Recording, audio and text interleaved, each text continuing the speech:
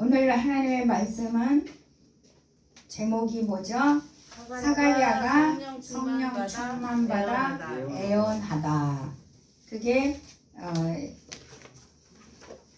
누가복음 1장 67절에서 79절 말씀.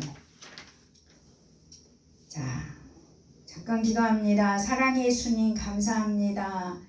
오늘도 성령이 충만한 예배, 경배하는 예배, 찬양하는 예배, 하나님을 높여드리는 예배, 우리의 영광이 되게 하옵소서. 예수님의 이름으로 기도합나이다.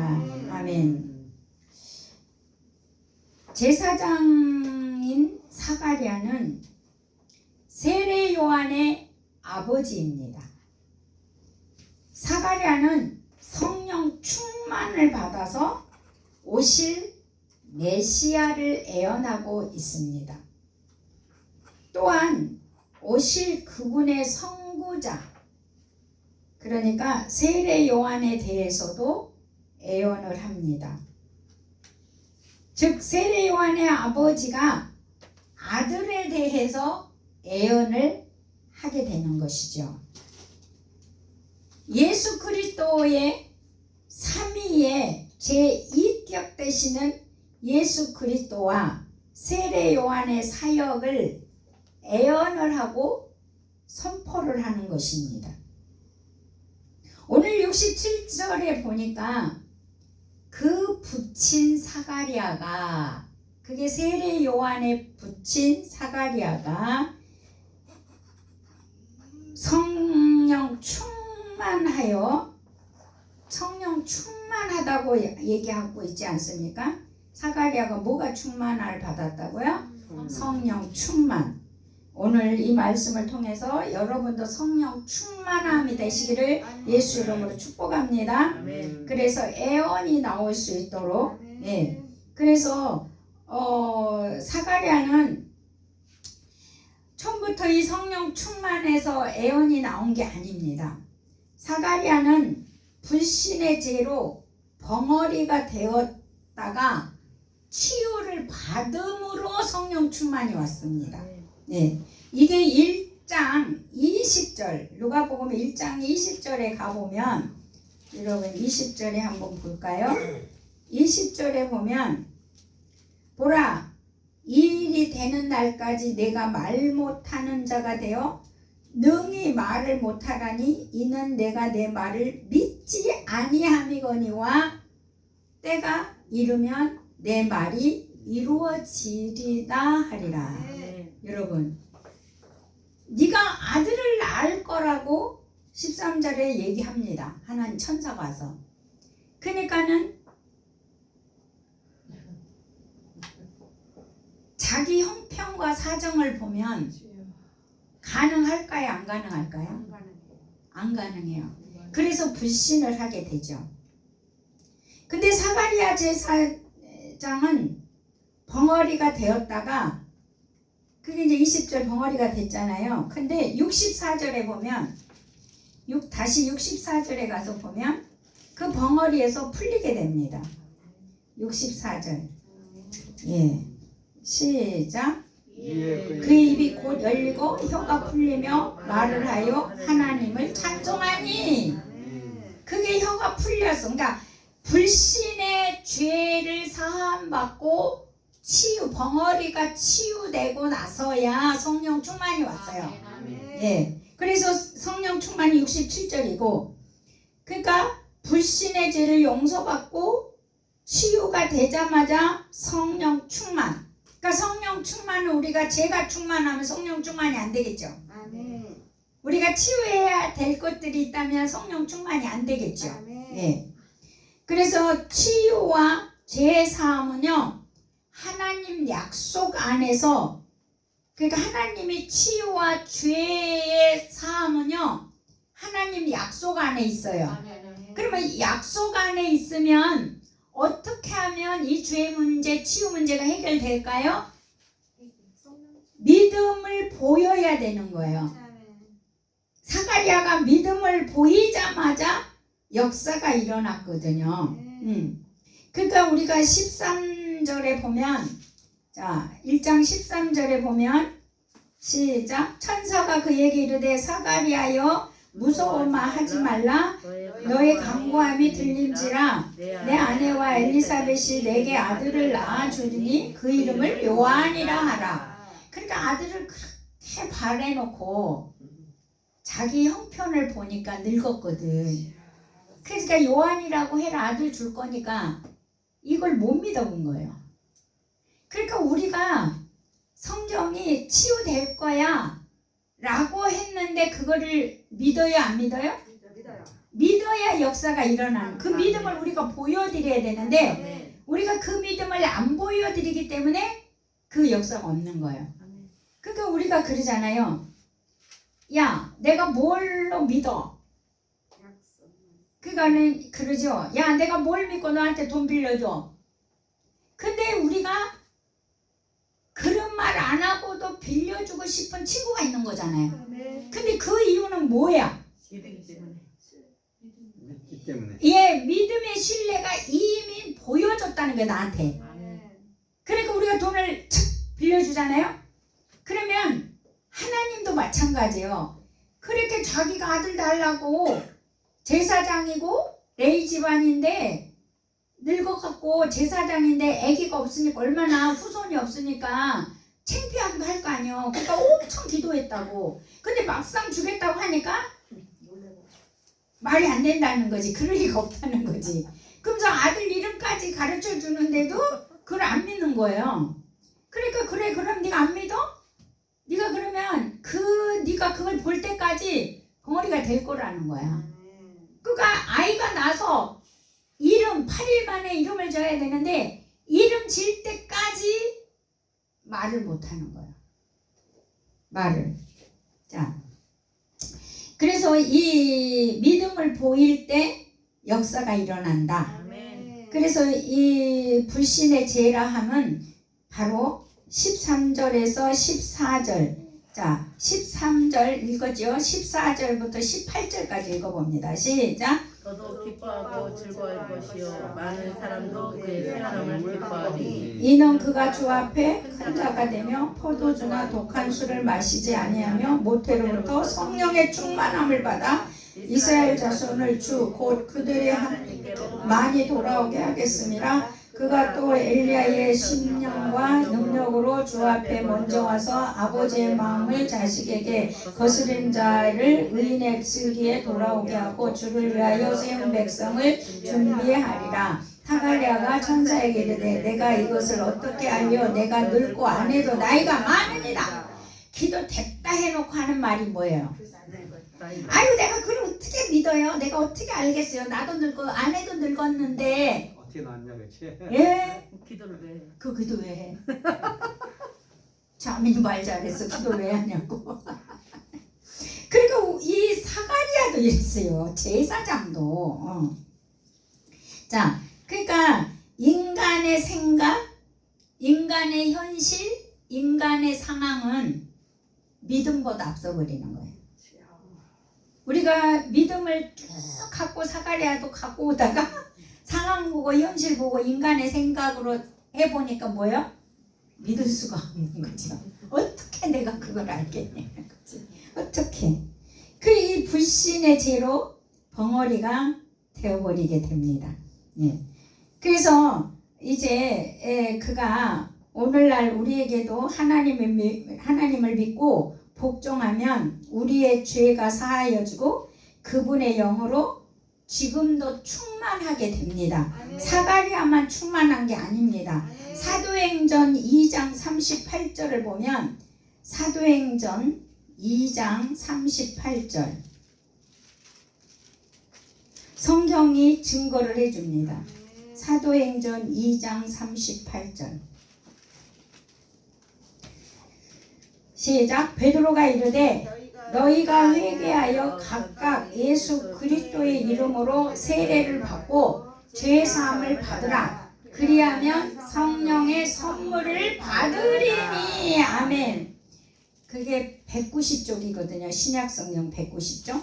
그러니까 베드로가 이르되 너희가 회개하여 각각 그리스도 예수의 이름으로 예수 그리스도 이름으로 세례를 받고 죄 사함을 받으라. 그리하면 뭐가 온다고요? 성령 충만이 온다는 겁니다. 그러니까 우리가 그분의 영으로 충만해. 죄 사함이 있어야 충만이 오는 거예요. 아멘. 그래서 예수 믿고 죄 사함 받으면 성령에 충만해져요. 아멘. 여러분 성령에 충만해지면은요 애언도 올 뿐만 아니라 지혜와 계시가 팍팍 열려요. 아멘. 탁월함도 열려요. 아멘. 모든 것이 열리게 돼 있어요. 아멘. 그래서 오늘 이 사가랴는 성령 충만해서 열려서 이제 68절부터 75절까지 무엇을 애언하는가를 봅시다. 자, 다시 누가복음 1장으로 돌아옵니다. 1장에서 보면 68절 무슨 내용입니까? 68절 같이 시작. 찬송하리로다 주 이스라엘의 하나님이여 그 백성을 돌보사 속량하시며. 여러분 이 속량이라는 말을 옛날에 제가 알려드렸는데 지금 기억하고 계실지 모르지만 속량 속량은 저기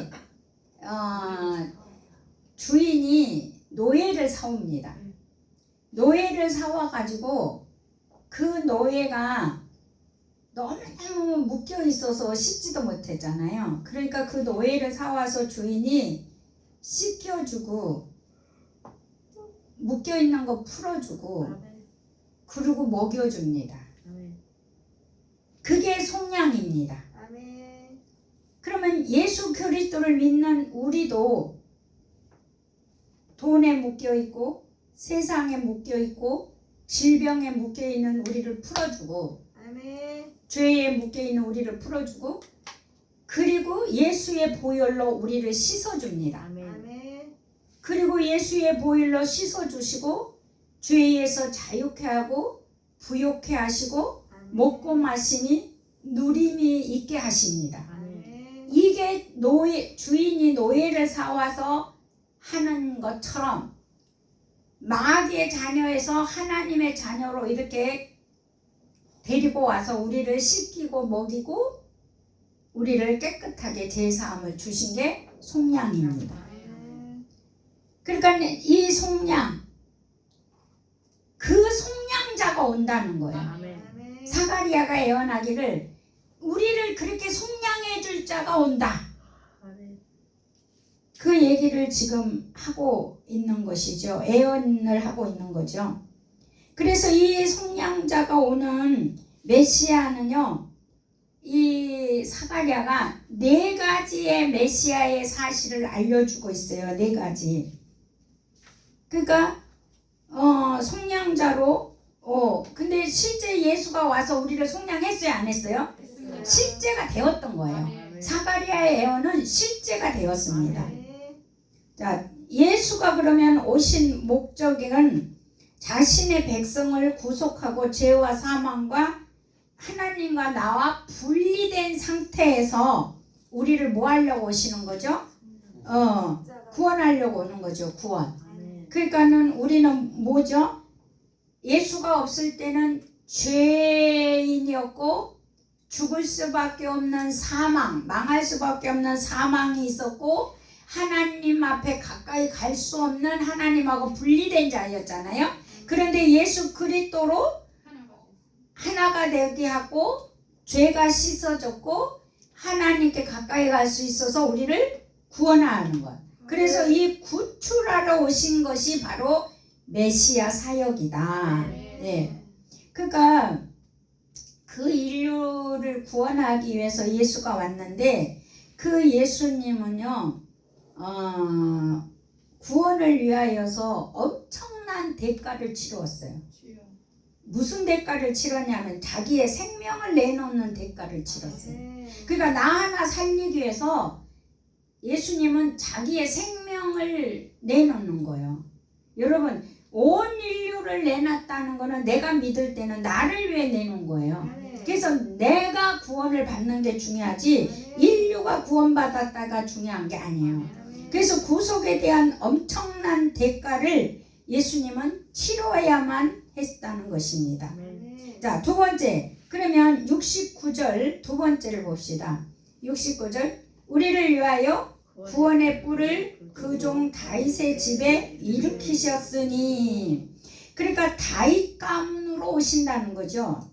자, 구원의 뿔은 무엇을 의미하냐면 그리스도를 언급하는데, 뿔이라는 단어는 힘, 권세, 능력을 상징합니다. 뿔은 힘, 권세, 능력. 그러니까 여러분 우리 소하고 싸우는 거 뭐라 그러죠? 그 스웨덴 사람들은 투. 네. 그 투에서 보면 그 투사들이 가장 피해야 할 부분이 뭐예요? 뿔이에요. 뿔을 박으면 사람 창자 속으로 들어가서 뚫어버리고 그러거든요. 그러니까 이 투사들이 뿔을 피하는 거예요. 뿔. 그러니까 이 뿔은 힘과 권세와 능력을 상징해요. 그래서 이 뿔은 구원의 전능자로 불리는 거죠. 구원의 전능자. 그러니까 그분은 홀로 능력과 힘과 구원의 권세를 가지고 오신 분이죠. 그러니까 유대인들이 네가 무슨 권세로 죄를 사하느냐? 그리고 예수한테 반문하는 걸 볼 수가 있잖아요. 그러니까 이 메시아로 왔다는 걸 인정을 안 하기 때문에 그런 거였죠. 자, 구원의 뿔이 다윗의 집에서 일으켜졌다는 것입니다. 자, 다윗은 주의 백성 이스라엘을 구원하고 다스리도록 하나님께서 다윗을 일으킨 자였잖아요. 그러니까 여러분 구약에서 유일하게 하나님 아버지라고 부른 사람이 다윗이에요.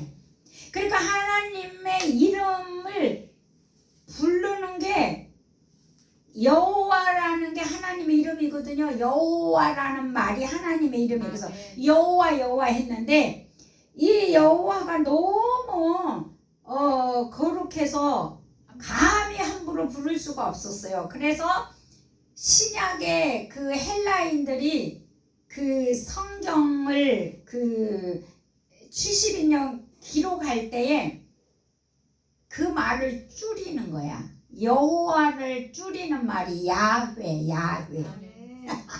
그래서 감히 여호와라는 말을 부르기가, 이게 여호와라는 이름이 나오면은 그 시를 쓰려다가 가서 목욕제배 와서 하고 글을 써야 되는 거야.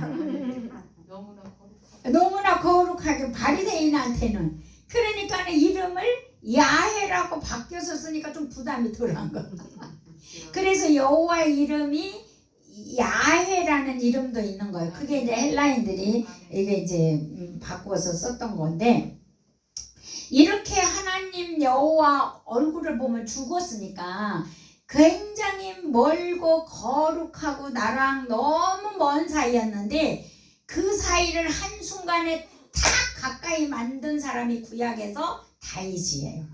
그래서 다윗이 아버지라고 불러버려요, 하나님을. 그러니까 쇼킹한 일이죠.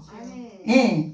그래서 이 다윗의 그 집안으로 이제 메시아가 오게 되는 거라는 거죠. 그러니까 다윗은 하나님이 세우시고 일으킨 자이기 때문에 그 집을 통해서 이제 온다. 그리고 이제 세 번째 보니까 70절에 이제 보니까 메시아는 애언된 분이죠. 애언된 분. 자, 70절 시작. 이것은 주께서 예로부터 거룩한 선지자 입으로 말씀하신 바와 같이. 자, 누구의 입으로 말씀했다고요?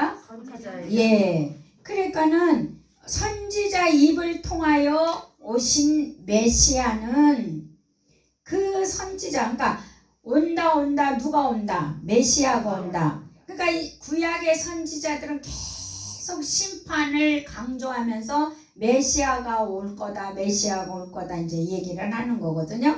그래서 71절부터 75절까지 보면, 자, 71절부터 75절을 보면, 자, 71절 시작. 우리 원수에게서와 우리를 미워하는 모든 자의 손에서 구원하시느니라. 네, 구원을 한다. 자, 영원한 구원을 주시고 생명을 주신다. 우리에게 구원이라는 말은 영원한 구원이고 생명을 주시는 구원이죠.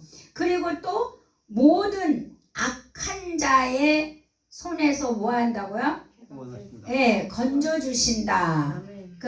그러면 그 악한 영과 노예로 만드는 그 영에서 우리를 해방하러 오셨다. 그러니까 우리는 구원받는 우리는 안 될래야 안 될 수가 없거든요. 아멘. 근데 우리는 내가 해야 된다고 생각하는 거야. 여러분, 내가 뭔가를 해야 된다고 하지 마세요. 순리대로 믿음을 따라서 가세요. 순리대로 믿음을 따라서 안 가면서 내가 열심히 해도 어느 순간에 새가 버리고 없어요. 내가 아무리 열심히 해서 쌓아놔도 있는 것 같은데 어느 날 보면 새 나가고 없어요. 근데 믿음을 따라서 순리대로 내가 가면 남아있지 않는 것 같은데 뒤에는 새 나간 게 없어요. 그래서 있는 거예요. 이게 차이점이에요. 근데 이게 믿음이 없으면 이걸 이해가 안 돼요. 무슨 말씀인지 이해 가십니까? 예. 그러니까 믿음은 단순해요. 복잡 안 해요. 하나님 말씀에 기준을 두고 사시면 돼. 내가 옛날 사는 세상 기준으로 하지 말고 하나님 말씀의 기준에 놓고 내가 살면 그렇게 내가 애쓰고 힘쓰지 않아도 그 믿음을 따라서 살면 하나님은 나의 부족함이 없이 일을 하셔. 근데 우리는 쎄밖에 직업병까지 걸려가면서 열심히 우리는 했는데 뒤에 보면 왜 남는 게 없는 거야. 그러니까 우리가 믿음의 원리대로 하나님이 어떻게 살아가야 하는 방법을 제시하는 그 방법대로만 가면 되는 거야. 그러니까 하나님은 내가 여호와는 나의 목자신 내게 부족함이 없으니까 너 일하지 말고 살아 이게 아니거든요. 하나님은 일하지 말라고 안 했어요. 일하라고 그랬어요. 그런데 일을 할 때 기준이 있다는 거야. 근데 우리는 그 기준을 넘어서 버려서 가는 거야. 내가 더 넘어서 버려 가는 거야.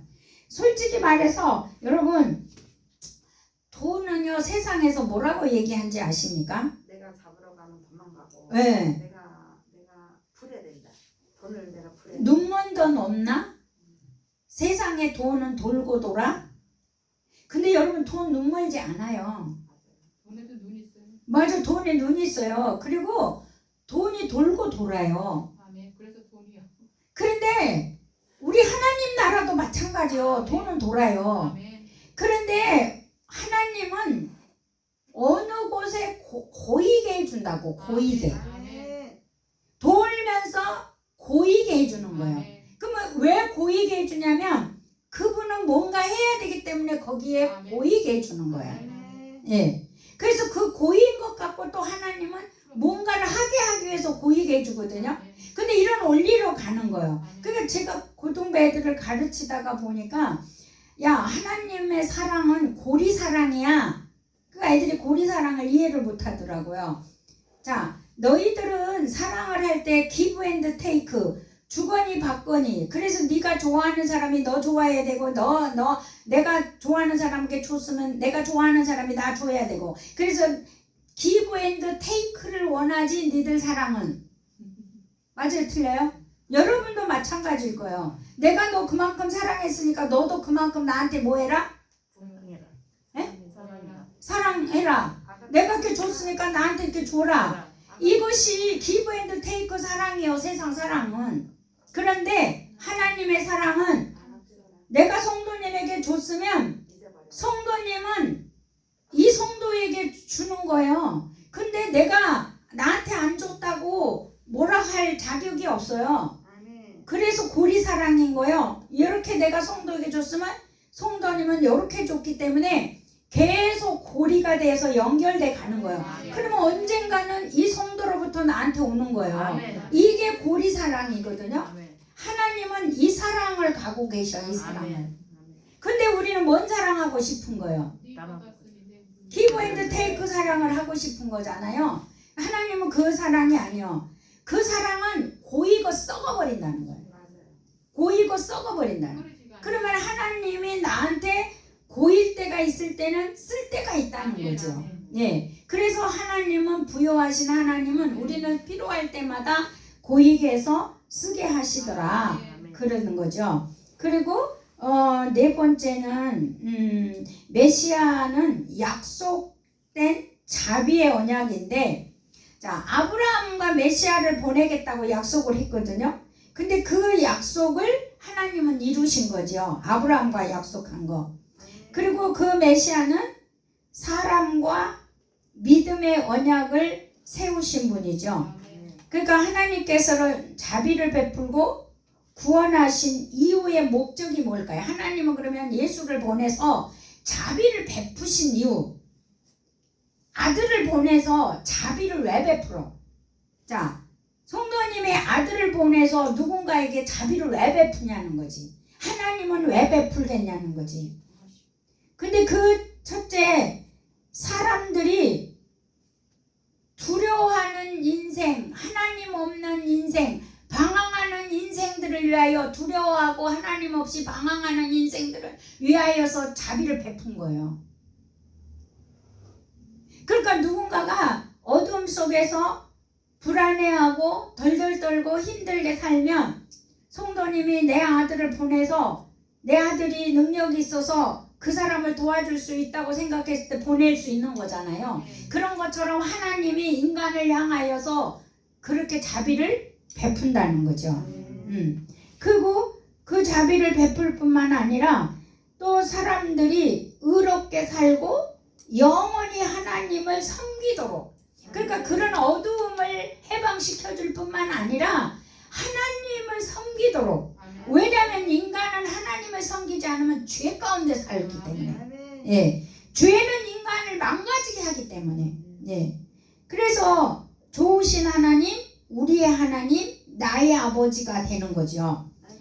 76절에 보면 또 이제 76절부터는 애언이, 사가랴 애언이 세례 요한의 애언으로 됩니다. 자, 세례 요한을 향하여 아버지가 애언을 합니다. 이 아이여, 내가 지극히 높으신 이의 선지자라. 그러니까 지극히 높으시는 거는 하나님이잖아요. 하나님의 선지자라 네가 일컬음을 받을 거다. 자기 아들은 선지자라는 일컬음을 받을 거다. 그리고 가장 지극히 높은 분을 섬길 거다. 이렇게 자기 아들에 대해서 애언을 하거든요. 그러면서 주 앞에서 가면서 그 길을 예비한 자가 될 거다. 너는 예비한 자. 근데 아버지의 입장에서 자기 아들이 오실 메시아의 신발끈이나 매는 예비자로 쓰임받는다 할 때 기분 나쁠 수 있어. 믿음 없으면. 내 아들이 최고해야지. 근데 이게 사가랴에게 성령 충만으로 이게 와서 애언을 했기 때문에 하나님 거를 온전히 할 수 있는 거지. 이게 성령 충만이 아닌 인간의 생각으로 이걸 들었다면 기분 나쁠 거란 말이에요. 내 아들은 신발끈 매고 있거든. 예비한다는 거거든. 예. 그래서 세례 요한은 지극히 높은 자의 선지자가 될 것이라 예언하고, 세례 요한은 또 주의 길을 예비하도록 되어 있다.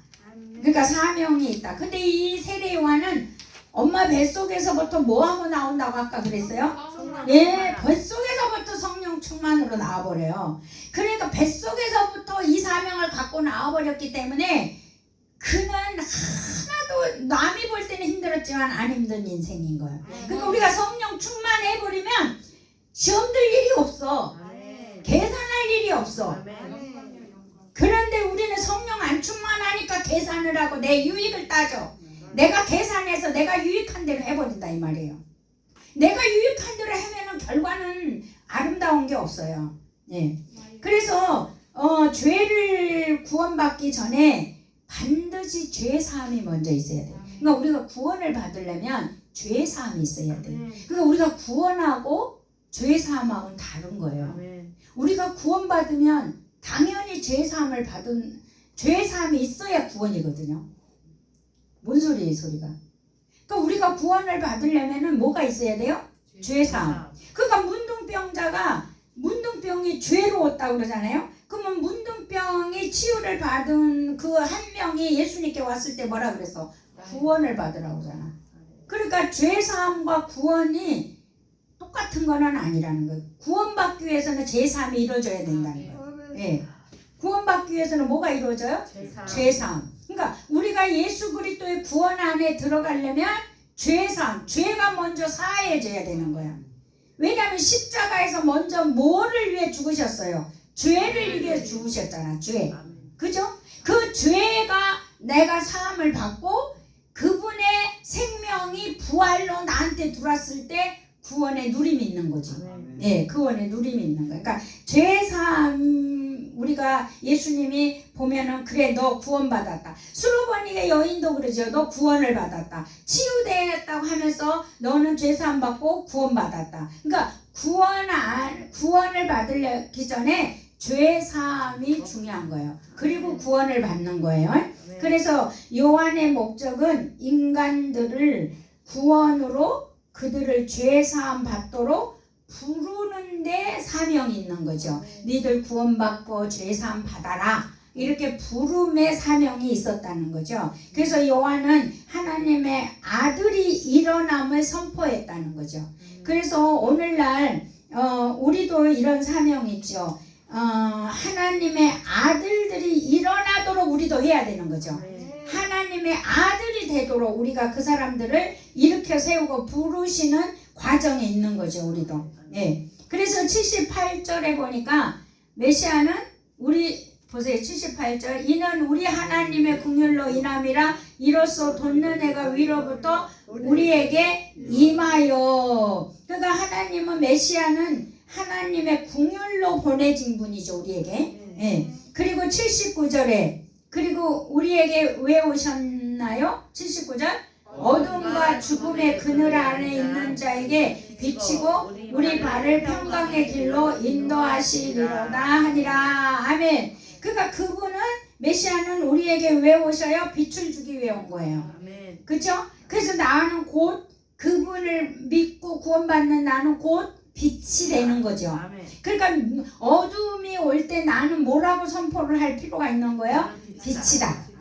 그래서 나는 도로 구원받는 나는 빛인 거죠. 그래서 이 빛을 받은 자들은 여기 성경에 보니까 어둠과 죽음의 그늘이 없는 거죠.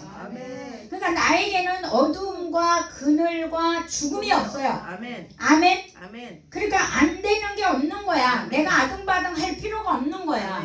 되는 거야. 그냥 우리는 믿음을 갖고 가면 되는 거죠. 그래서 앉은 자에게 비치고 우리 발을 평강에, 그러니까 우리 발을 평강의 길, 그 말은 바른 길을 인도하신다는 거예요. 바른 길을.